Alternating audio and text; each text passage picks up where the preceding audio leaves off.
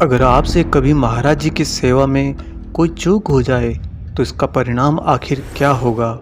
नमस्कार, स्वागत है एक बार फिर से आप सभी का आपके अपने चैनल हनुमान सेवा परिवार में। आशा करते हैं कि प्रभु श्री हनुमान जी और परम पूज्य गुरुदेव बाबा नीम करौरी महाराज जी आप सभी भक्तों पर असीम कृपा सदैव बनाए रखें। हर वो इंसान जो महाराज जी को ध्याता है वह किसी न किसी रूप में तो इष्ट की भक्ति कर ही रहा होता है, लेकिन मानवीय जीवन के अंदर एक भक्ति का स्तर किस स्तर पर जा सकता है, आज का एक खास वीडियो आपके लिए है। इसके साथ ही आज ये वीडियो मंगलवार के दिन आ रहा है, इस कारण से आज मंगलवार का दिन ही आपके लिए महाराज जी का बहुत ही विशेष संकेत, संदेश और आशीर्वाद तीनों साथ लेकर आया है। दोस्तों, भक्ति के मार्ग पर जब इष्ट की सेवा की जाती है तो उस सेवा का जो मुख्य आधार, उसका केंद्र होता है, वह होता है भोग। जी हाँ, ईश्वर को जो भोग लगाया जाए, अपने गुरु जी को, महाराज जी को जो भोग अर्पण किया जाए, उस भोग में विशेषता है महाराज जी क्या ग्रहण करते हैं। क्या वह सामग्री जिससे वह भोग तैयार किया जाता है, या वह भाव जिस भाव से भक्त लेकर आता है, या फिर उसमें छिपा हुआ वह प्रेम जिस प्रेम की आस एक भक्त को भी होती है और उसके इष्ट को भी होती है। महाराज जी ने कभी भी अपने भक्तों को कोई विशेष प्रणाली से पूजा अर्पण करने या भोग अर्पण करने के लिए कभी नहीं कहा। जिस भक्त के पास में जो भी मिला या जिस भक्त ने जिस समय महाराज जी को जो कुछ भी अर्पण किया, बाबा ने सब कुछ ग्रहण किया। और वह सब कुछ ग्रहण करने के बाद में बाबा हमेशा अपने भक्त को आशीर्वाद जरूर देते। बाबा ने कभी भी किसी भक्त को कोई विशेष भोग तैयार करने के लिए कभी प्रेरित नहीं किया। महाराज जी हमेशा कहते थे कि ताई सो जो हो वही मैं पा लूँगा, अर्थात जो कुछ भी तुम्हारे पास में होगा मेरे लिए तो वह पूर्ण रूप से पर्याप्त होगा। लेकिन फिर भी चूंकि एक भक्त अपने सामर्थ्य के अनुसार हमेशा ये प्रयत्न करता है कि वह अपने गुरु, अपने महाराज जी, अपने हनुमान जी को कुछ न कुछ खास तरह का भोग जरूर अर्पण करे। आपने हमेशा एक बात जरूर सुनी होगी दोस्तों कि भगवान सिर्फ भाव के भूखे होते हैं। तो फिर वही भगवान, वही हनुमान और वही महाराज जी, जब आप उनको भोग लगाते हैं, क्या उसमें सिर्फ भाव के भूखे होते हैं? आज आपको महाराज जी की एक बहुत ही अलौकिक घटना सुनाएंगे, जिस घटना के अंदर आप ये जान जाएंगे कि वास्तव में जो ईश्वर का, गुरु का अस्तित्व होता है, वह किस बात के लिए एक भक्त के साथ जुड़ा होता है। और इसमें आपको यह भी स्पष्ट होगा कि जब आप महाराज जी को, हनुमान जी को कोई भी भोग लगाते हैं तो उस भोग को ग्रहण करते समय ईश्वर आपके प्रति सबसे पहले किस बात का ध्यान रखते हैं। दोस्तों, ये जो घटना हम आपको सुनाने जा रहे हैं, इस घटना के अंदर आपको एक बहुत ही खास बात भी समझ में आएगी, जो महाराज जी की भक्ति के लिए बहुत ही ज़्यादा अनुसरण करने योग्य है। बाबा के एक बहुत ही परम भक्त हुए हैं मुकुंदा जी। उनके घर में भोजन के प्रति एक खास नियम था। मुकुंदा जी ने अपने घर के अंदर इस बात को संचालित कर रखा था कि जब भी भोजन बन जाता उसे थाली में रखकर पहले पूजा घर में स्थापित महाराज जी के फोटो चित्र के सामने उस थाल को रख दिया जाता। फिर उस मंदिर के अंदर पर्दा कर दिया जाता, जैसे कि महाराज जी उस भोग के प्रथम अधिकारी हैं। समुचित अर्पण भाव के बाद वही थाली जो महाराज जी की फोटो के सामने रखी हुई होती है, वह थाली प्रसाद के रूप में ग्रहण करके मुकुंदा जी अपने कार्यालय चले जाते। यानी कि भक्ति के मार्ग पर चलते हुए मुकुंदा जी रोज़ जो भोजन ग्रहण करते, वह भोजन कुछ और नहीं, महाराज जी को ही अर्पित किया हुआ प्रसाद होता। जी हाँ दोस्तों, अगर आप अपने जीवन के अंदर भक्ति में अपने इष्ट को, अपने गुरु को अर्पण किए गए भोजन को प्रसाद स्वरूप ग्रहण करते हैं, तो आने वाला समय आपके लिए दैविक समय हो जाता है। जो कुछ भी आपके जीवन में आने वाला, चल रहा और जाने वाला होता है, वह सारा का सारा देवी कृपा के द्वारा आपके पास आता है। मुकुंदा जी बताते हैं कि उनके परिवार में उनका यह भोजन करने का नियम कभी नहीं टूटा। घटना सन 1968 की है। 1968 के सितंबर महीने में उनके साथ में यह घटना घटी, जब एक दिन मुकुंदा जी ने मंदिर में से थाल निकालकर अपने कार्यालय जाने से पहले भोजन प्रसाद ग्रहण करना शुरू किया।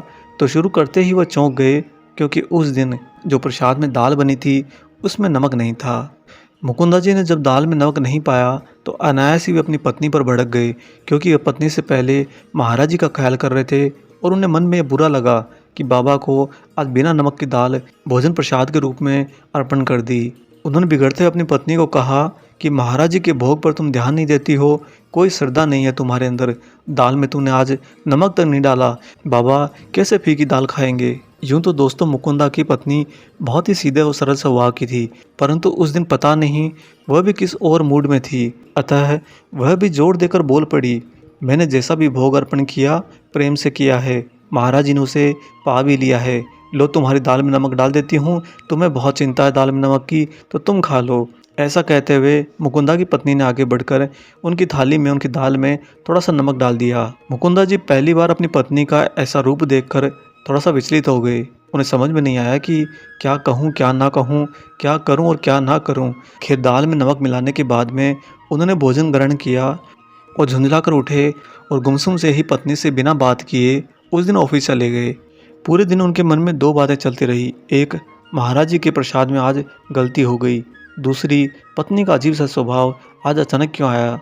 शाम को जब घर आए तो उनकी पत्नी ने उनसे कोई बात नहीं करी। उस दिन उनका दिन बहुत ही रूखा गया। खैर अगले दिन से धीरे धीरे परिवार में सामान्य स्थिति आने लगी और कुछ दिनों में उन दोनों ने वह घटना भुला दी।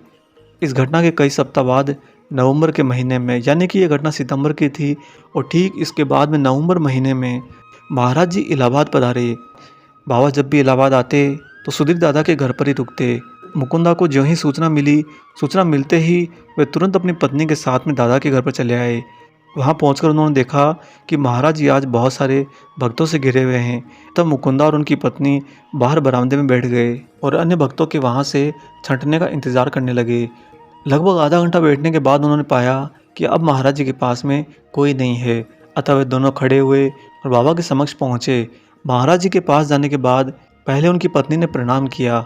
फिर उसके बाद जो ही महाराज जी को नतमस्तक करने के लिए बाबा के श्री चरणों की ओर उनकी पत्नी झुकी, तभी महाराज जी अचानक से बोल पड़े, हमें बिना नमक की दाल खिला दी।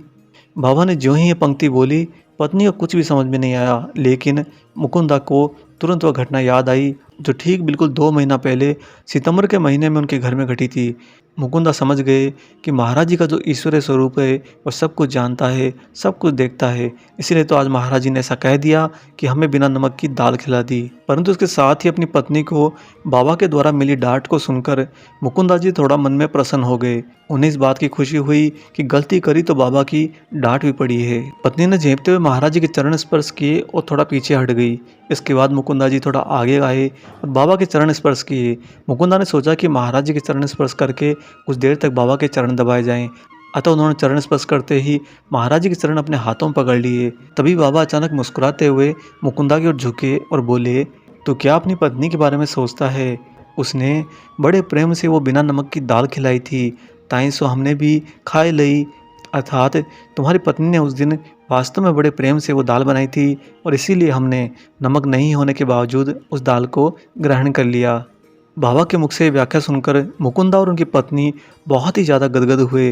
वो जान गए कि महाराज जी ने प्रसाद ग्रहण कर लिया।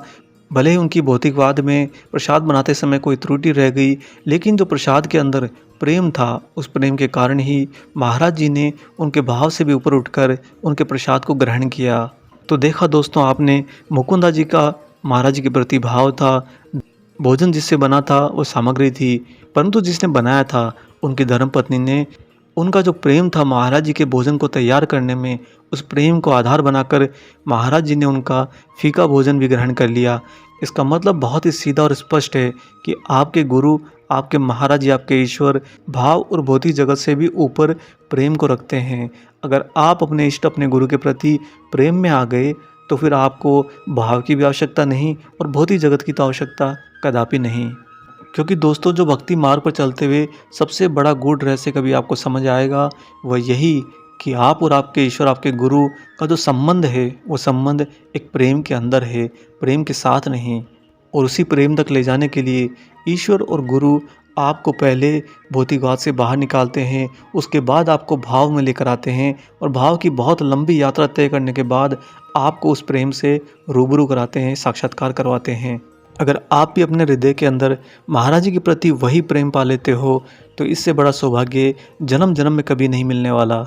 हम प्रार्थना करते हैं कि महाराज जी सदैव आप सबके साथ प्रेम में रहें। और इसी के साथ हम आशा करते हैं कि आज का एक खास वीडियो आपको ज़रूर पसंद आया हो। वीडियो अगर अच्छा लगा है तो जाने से पहले इसे लाइक कर दीजिए और अगर आप चैनल पर नए हैं तो चैनल को सब्सक्राइब भी कर लीजिए। इसके साथ ही दोस्तों इंस्टाग्राम पर हमारे हनुमान सेवा परिवार को सर्च करके वहाँ पर भी इसे फॉलो कर लीजिए। मिलेंगे बहुत जल्दी ही एक और ऐसे ही दिव्य अंक के साथ। तब तक अपना और अपने माता पिता का संपूर्ण रूप से ख्याल रखिए और परम प्रभु श्री राम जी का निरंतर गुणगान करते हुए बाबा हनुमान और बाबा नीम करोली महाराज जी की निस्वार्थ होकर सेवा करते रहिए। जय सिया राम।